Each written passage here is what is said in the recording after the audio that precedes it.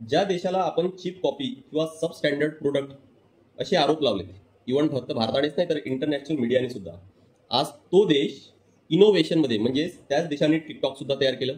आज AI सारखे platform जे डिप्सिक आहे किंवा मॅनस आहे ते पण तयार केलेत. इव्हन एवढंच नाही तर सोलर सेल मॅन्युफॅक्चरिंग आणि EV मध्ये सुद्धा तो समोर आहे. आणि तो देश म्हणजे काय तर चीन, ज्या देशाला आपण नेहमी आरोप लावत असतो.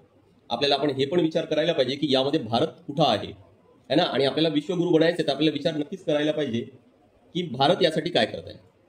एक पर्याय या आर्टिकलमध्ये दिलेला आहे की आपल्याला एज्युकेशनवर फोकस करायला पाहिजे आणि म्हणून आता न्यू एज्युकेशन पॉलिसी पण आलेली आहे जी प्रायमरी आणि सेकंडरी एज्युकेशनवर फोकस करते.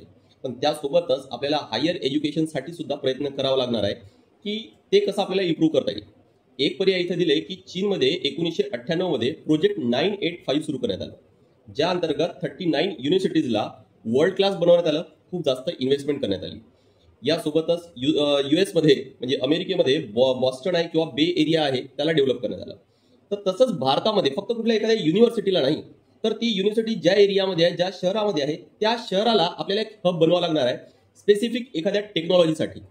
म्हणजेच काय की त्या शहरामध्ये एखादी युनिव्हर्सिटी आहे जी कुठल्या एखाद्या टेक्नॉलॉजीसाठी स्पेसिफिक खूप जास्त इनोव्हेशन करते.